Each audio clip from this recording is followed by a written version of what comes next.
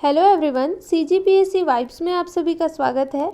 जैसा कि हमने एडीओ भर्ती परीक्षा 2025 के आजीविका विषय का क्लास स्टार्ट किया था, इसका हमने इकाई 1 का मैक्सिमम टॉपिक कवर कर लिया था। एक टॉपिक बचा है जिसे आज हम कवर करेंगे। पहले तो मैं आपका इसका सिलेबस दिखा देती हूँ कि हमने कहाँ तक पढ़ा है और हम सिलेबस के अकॉर्डिंग ही चलेंगे, ठीक है। तो ये आजीविका विषय का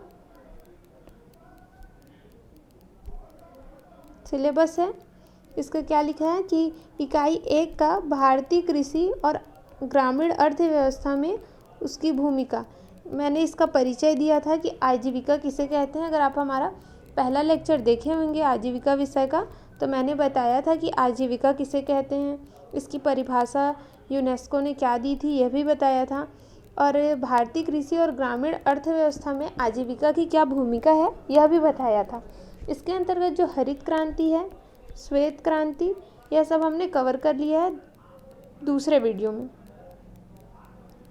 और तीसरे वीडियो में हमने श्वेत क्रांति और नील क्रांति को भी पढ़ा है। नील क्रांति इसलिए पढ़ा है कि श्वेत क्रांति से क्वेश्चन आया, हरित क्रांति से भी क्वेश्चन आया, तो कभी कभी ऐसा होता है कि एक आध क्रांति और भी पूछ देता है, इसलिए और उससे संबंधित नील क्रांति से भी संबंधित योजनाएं चल रही हैं सरकार की, इसलिए मैंने इसे भी कवर कर दिया है।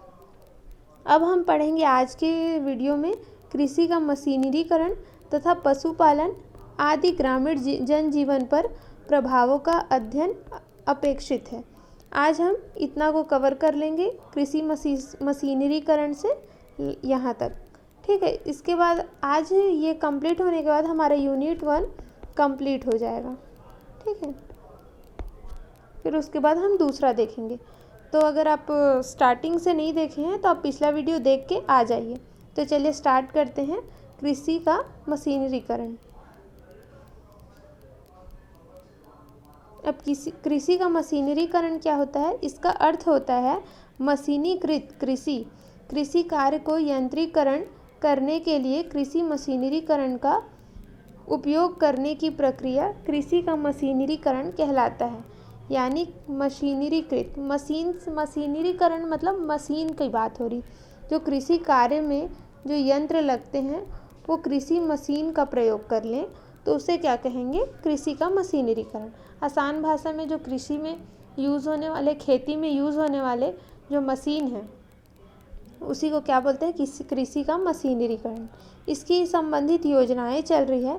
कृषि मशीनरीकरण पर सब मिशन यानी SMAM,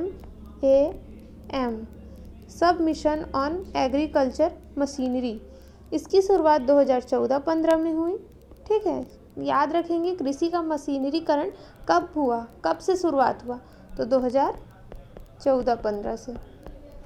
इसका वित्त पोषण क्या है बोल रहे हैं? तो वित्त पोषण है 90:10, मतलब 90:10। 90 केंद्र सरकार द्वारा है और 10 राज्य सरकारों द्वारा है। विश्व व भारत में मशीनरी का स्तर, मतलब विश्व व भारत में मशीन का स्तर कहाँ है, कहाँ कहाँ कितना उपयोग किया जा रहा है यह बोल रहे हैं। तो अमेरिका में 95% यूज़ किया जाता है मशीनों का, ब्राज़ील में 75% और भारत में 40 से 50%। याद रखिएगा मशीनी का स्तर, मशीनरीकरण का स्तर विश्व में सबसे ज़्यादा कहाँ का है? तो आपको लेना है अमेरिका, ठीक है। और भारत 40 से 45% मशीनों का यूज़ करता है। अब देखते हैं नेक्स्ट, कृषि मशीनरीकरण पर उप मिशन क्या है? ये मैंने बताया SMAM, सब मिशन ऑन एग्रीकल्चर मशीनरी के प्रावधान। इसके अंतर्गत कृषि उपकरण एवं मशीन की खरीद हेतु सब्सिडी दी जाएगी। यानी बोल रहा है कि इसके अंतर्गत जो कृषि मशीनरीकरण है उसके अंतर्गत सब्सिडी दी जाएगी। इसमें क्या बोला है? जो निम्नानुसार है। पूर्वोत्तर राज्यों में 1.25 लाख, ठीक है, 1,25,000 रुपये प्रति लाभार्थी को दिया जाएगा। 1.25 लाख, ठीक है, 1,25,000। दूसरा, पूर्वोत्तर राज्यों के अलावा अन्य राज्यों को 40 से 50% तक दिया जाएगा। यानी कोई सामान जैसे 100 रुपये का है, कोई मशीन 100 रुपये का है, उसमें 40 से 50 रुपये कौन देगा? गवर्नमेंट देगी, ये बोल रहा है। ठीक है, ये एग्ज़ाम्पल है।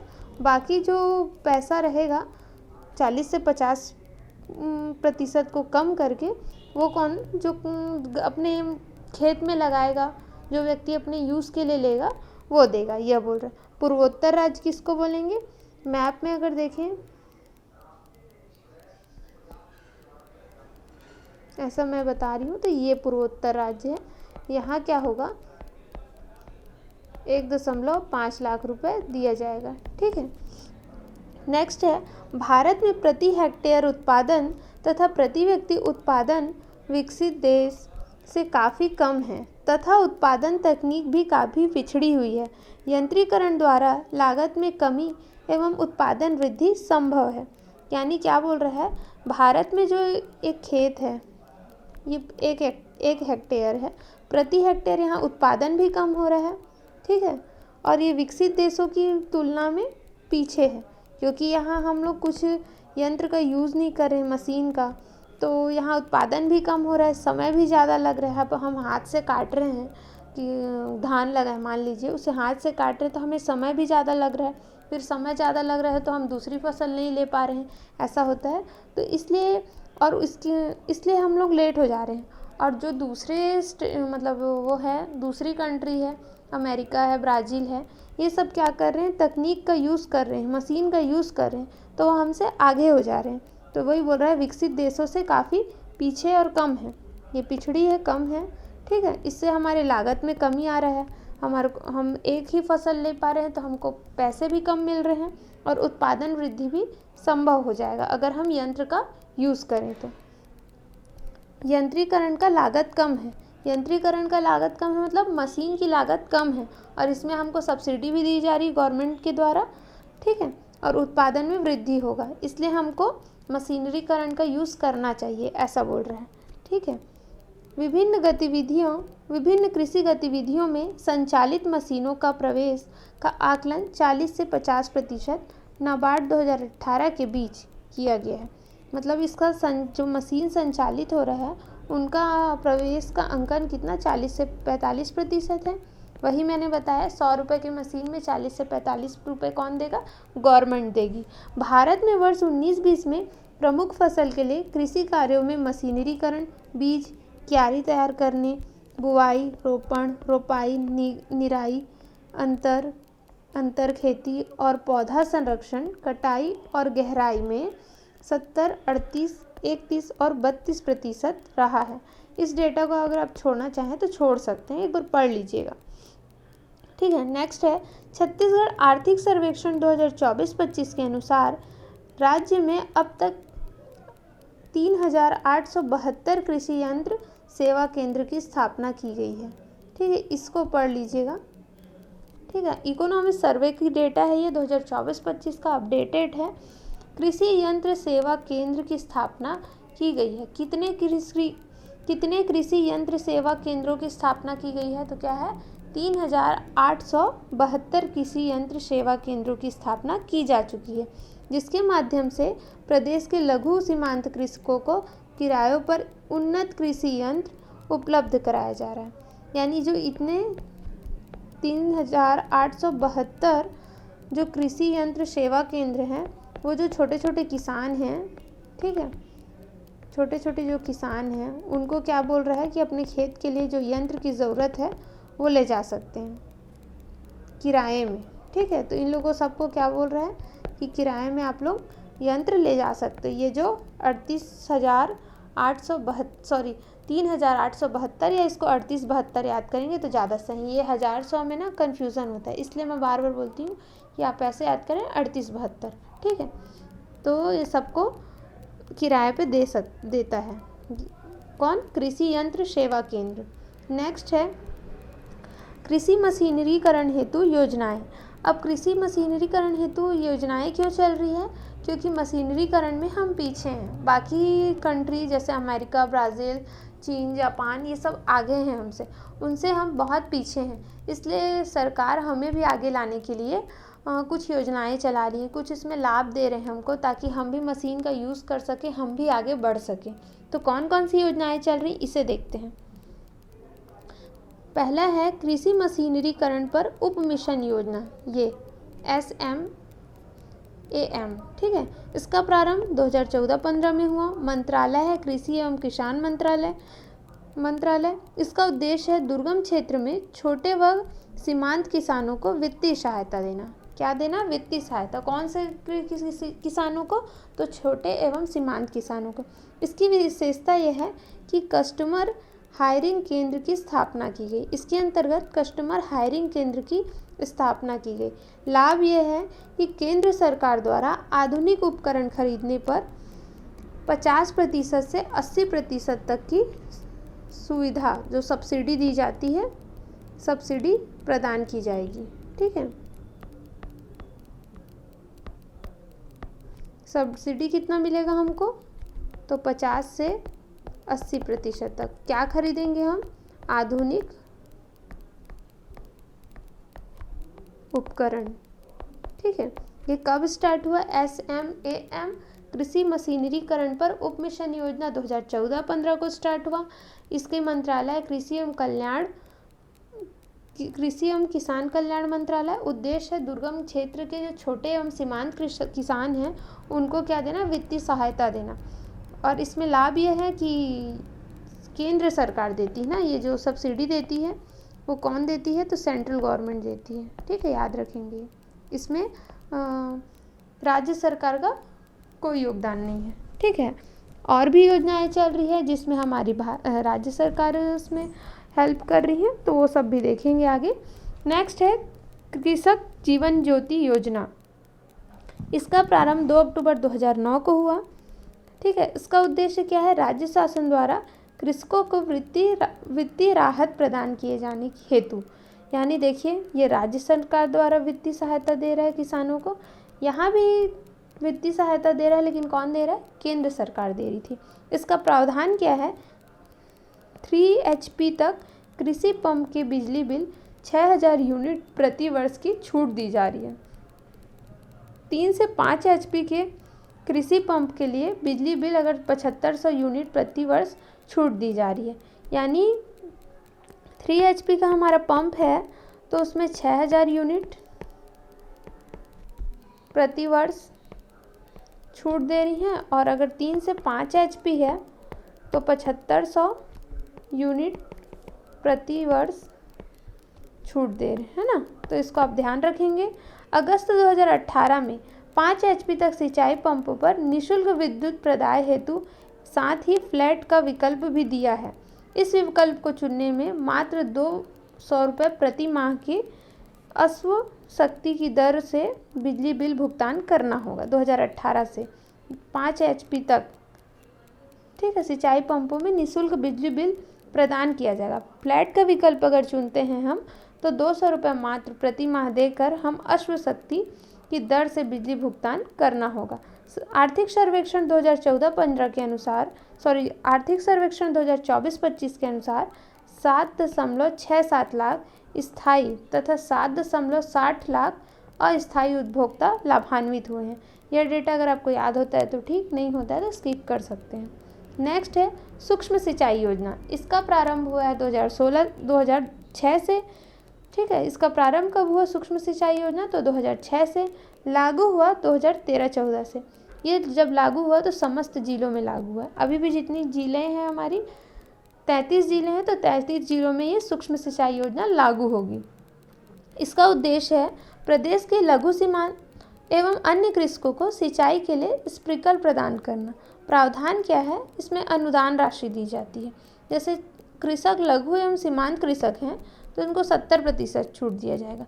हम जो पिछला 2 योजना पढ़े हैं, एक तो केंद्र सरकार की थी SMAM और राज्य सरकार की थी कृषक जीवन ज्योति योजना, लेकिन जो सूक्ष्म सिंचाई योजना है वो केंद्र सरकार और राज्य सरकार दोनों की सम्मिलित मिलाकर बनाई गई योजना है, जिसमें इसमें दोनों मिलकर योगदान देंगे। जैसे लघु एवं सीमांत किसान हैं तो उनको छूट 70% की दी जाएगी। केंद्र सरकार 33% दे रहे हैं इसमें योगदान, राज्य सरकार 37% दे रहे हैं, ध्यान रखेंगे। लेकिन अन्य कृषक हैं, लघु एवं सीमांत कृषक के अलावा और भी होते हैं, मध्य होते हैं, बहुत सारे किसान होते हैं, आपको आगे पता चलेगा, मैं इसमें बताऊंगी। तो अन्य जो कृषक हैं, अन्य कृषक कौन से हैं? तो मध्य कृषक हैं, ठीक है, जैसे ये मध्य सीमांत, जो लघु, अर्ध मध्यम, मध्यम, बृहद, ये सब कृषक के ही टाइप हैं।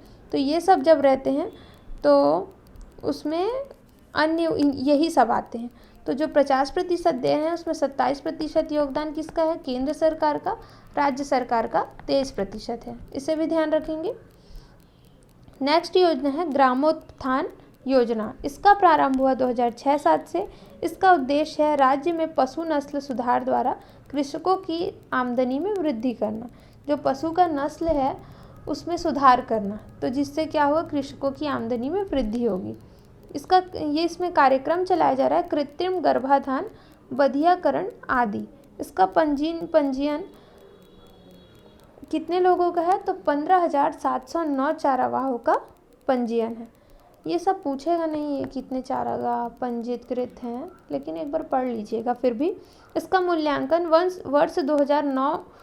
2020-21 में ग्रामोत्थान योजना हेतु राशि 20 लाख रुपए, राज्य आयोजना मद से प्रोत्साहन राशि 15 रुपये प्रति कृत्रिम गर्भाधान एवं 15 रुपये प्रति बधियाकरण कार्य में सहयोग हेतु चारागाहों को कुल 1,03,907 कृत्रिम गर्भाधान तथा बधियाकरण में राशि रुपये 15.59 लाख प्रदान किया जा रहा है। ये सब कोई डेटा इम्पॉर्टेंट नहीं है, आप पढ़ सकते हैं, तो एक बार रीड कर लीजिएगा और देख लीजिएगा, आपको याद हो सकता है तो याद कर लीजिएगा। नेक्स्ट है किसान शॉपिंग मॉल। इसका प्रारंभ 2009 में किया गया। शॉपिंग मॉल का, ये घूमने वाला शॉपिंग मॉल नहीं, किसान शॉपिंग मॉल है। इसका प्रारंभ 2009 में किया गया। स्थान कहाँ है? तो राजनांदगांव में है। लेकिन एक और किसान मॉल स्टार्ट करने का प्रस्तावित है, अभी तक वो बना नहीं है, प्रस्तावित ही दिखाता है। ये कहाँ है? महासमुंद में, ठीक है, ध्यान रखेंगे। विशेष क्या है इसमें? कृषि खाद, बीज, पेस्टिसाइड, कृषि उपकरण, ट्रैक्टर पार्ट्स, छड़, सीमेंट, कपड़ा, ज्वेलरी, मनोरंजन हेतु मल्टीप्लेक्स, टॉकीज, रेस्टोरेंट तथा गार्डन सब रहेंगे। इसमें क्या है? किसान खाद भी रहेंगे, ट्रैक्टर पार्ट्स रहेंगे, छड़, सीमेंट, कपड़ा, जो मॉल में रहता है वो तो रहेंगे, उसके साथ भी क्या क्या रहेंगे सबको आप पढ़ लीजिएगा, ठीक है। नेक्स्ट है शाकंभरी योजना। शाकंभरी योजना कब स्टार्ट की गई? तो 2005 से स्टार्ट की गई। इसका उद्देश्य क्या है? सिंचाई संसाधनों का विकास करना। इसका प्रावधान है कि लघु एवं सीमांत कृषकों को 0 से 5 HP तक विद्युत submersible, diesel pump, petrol pump पर क्रय करने पर 75% की छूट दी जाएगी, ठीक है। और अगर पैसे में बात करें तो 16,875 रुपये की छूट दी जाएगी। अगर कुआं का निर्माण कराते हैं तो 50% की छूट दी जाएगी।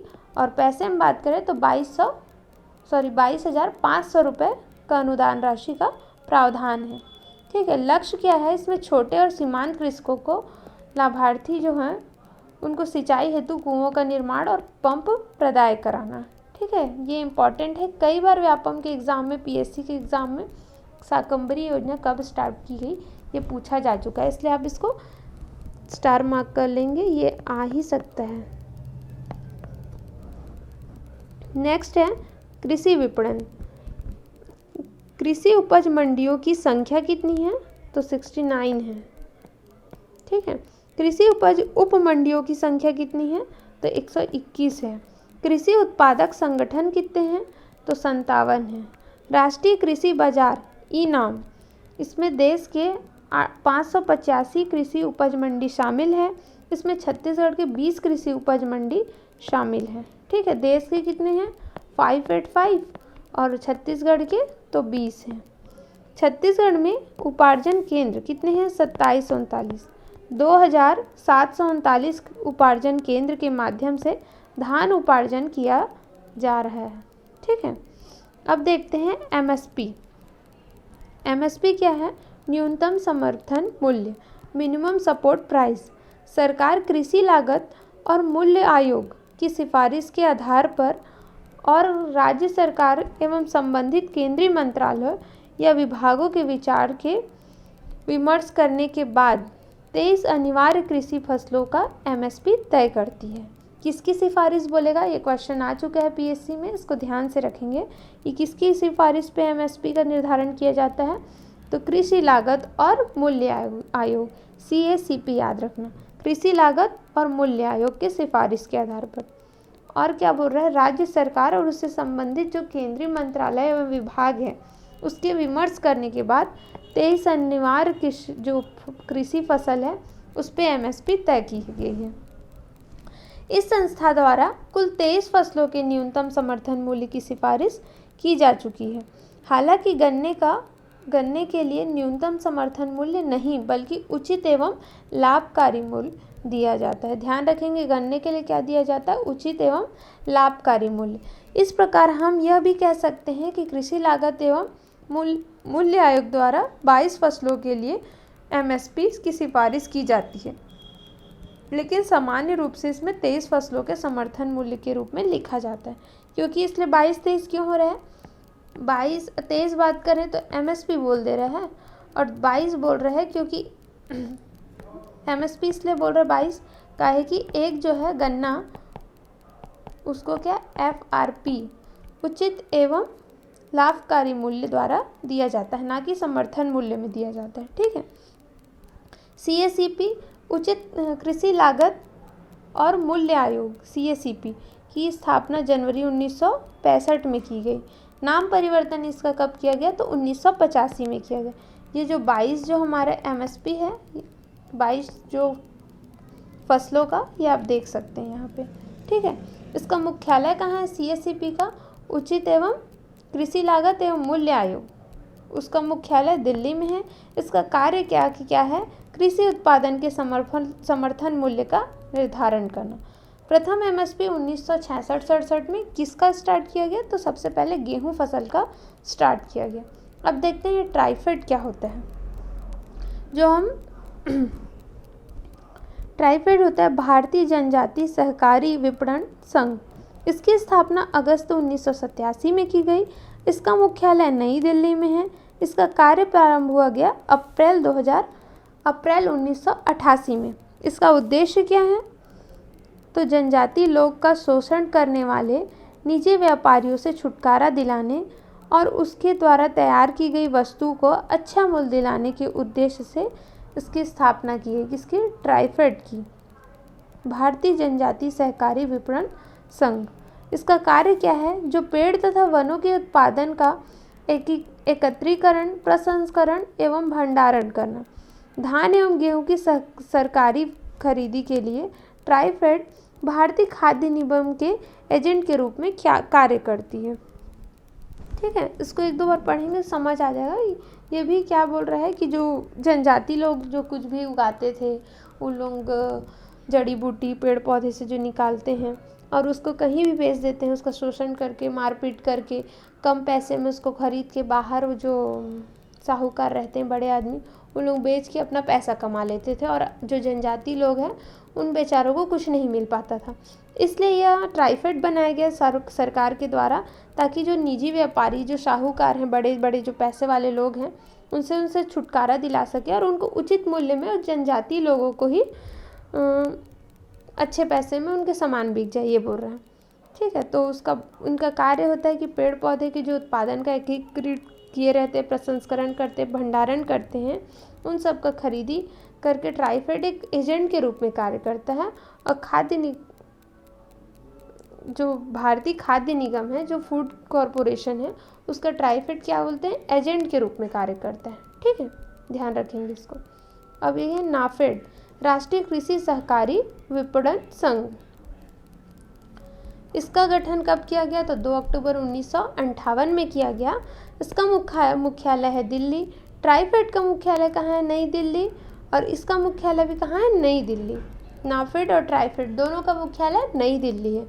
इसमें क्या है, कृषि उपजों के विपणन हेतु सहकारी क्षेत्र में राष्ट्रीय स्तर पर राष्ट्रीय कृषि सहकारी विपणन संघ की स्थापना की गई है। ये भी कृषि उपजों से संबंधित है।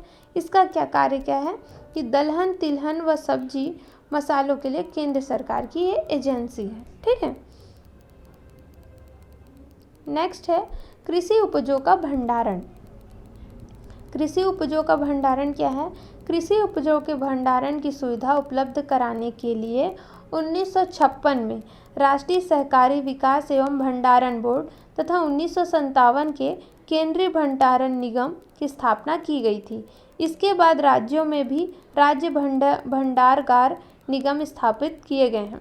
भारतीय खाद्य निगम के पास अपने गोदाम हैं। ठीक है, ध्यान रखेंगे इसको। भारत में भूमि सुधार। भारत के बाद भूमि बंदोबस्ती व्यवस्था को सुधारने तथा किसानों के हित को संरक्षित करने एवं उन्हें कृषि हेतु प्रेरित करने के लिए अधिनियम बनाकर भूमि सुधार कार्यक्रम लाए गए हैं। स्वतंत्रता के बाद भूमि बंदोबस्ती व्यवस्था को सुधारने, किसानों के हित के लिए उनकी जो भूमि है वो उनके पास रहे, इसलिए यह कार्यक्रम लाए थे, भूमि सुधार कार्यक्रम। इसका उद्देश्य क्या था? ऐसे भू संबंधी विकसित कराना जहाँ खेती करने वाले ही वास्तविक मालिक हो। ठीक है।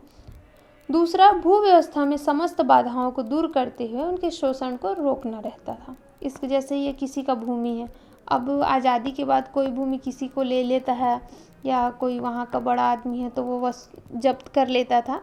तो इसलिए एक कार्यक्रम लाया गया भूमि सुधार, जो उसका ये वास्तविक जो इसका मालिक है इस खेत का, उसके पास ही ये खेत रहे और जो इसमें जो समस्या कोई शोषण वोषण कर रहा है इन खेतों का, वो सबसे बच सके। नील क्रांति ये सब हुआ था ना, ये सबसे बच सके करके।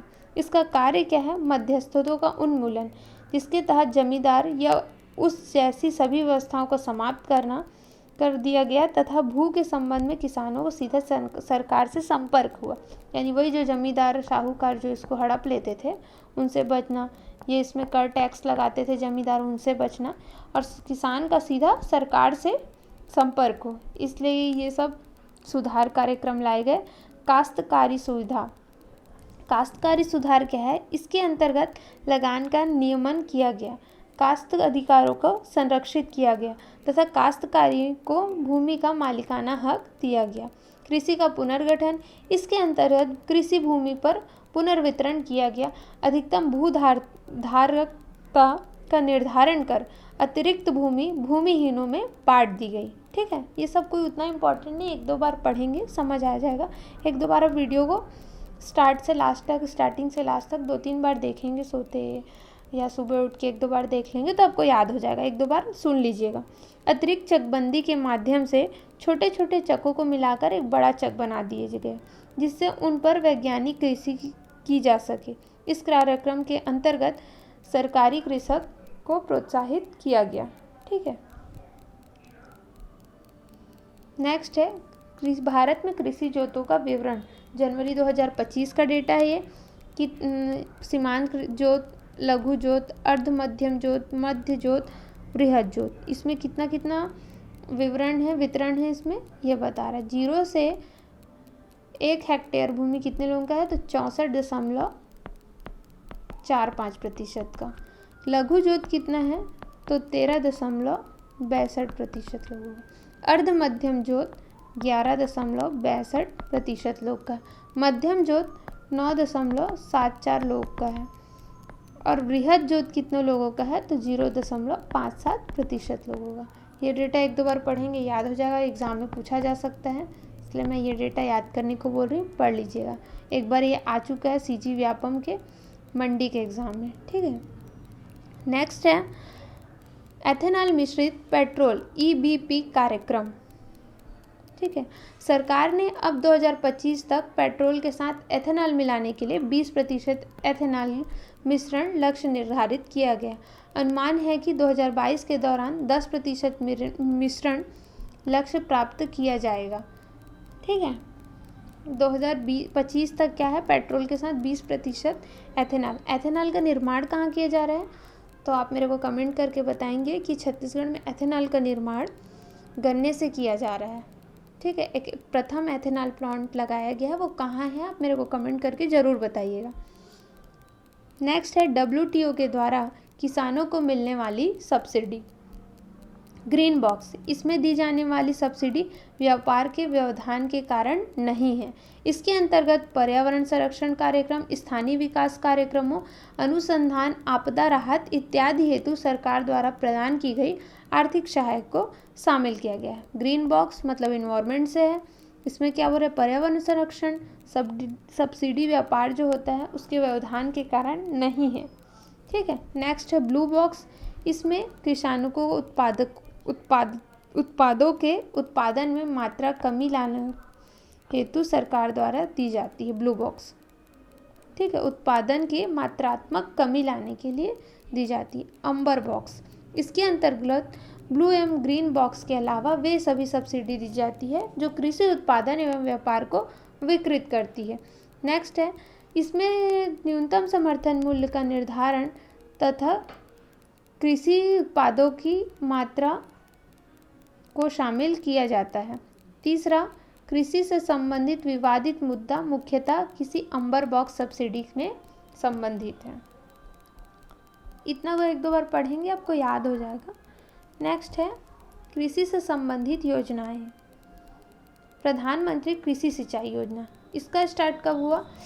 प्रधानमंत्री कृषि सिंचाई योजना का तो 1 जुलाई 2015 से हुआ। इसका उद्देश्य क्या है? कृषि की मानसून पर निर्भरता कम करने के लिए हर खेत तक सिंचाई सुविधा पहुंचाना, प्रति बूंद अधिक फसल। ठीक है, एक बूंद मोर क्रॉप पर ड्रॉप के तहत परिशुद्ध सिंचाई तथा अन्य बचत करने वाली तकनीक को अपनाना। इसका कार्य क्या है? PMKS पर ड्रॉप मोर क्रॉप योजना अंतर्गत स्प्रिंकल ट्रिप को प्रोत्साहित करना। इसमें 5 वर्ष के लिए कुल राशि इतना करोड़ की परियोजना स्वीकृत की गई है। इस डेटा को आप याद मत करिएगा, भूल जाएंगे। ठीक है, PMKSY ये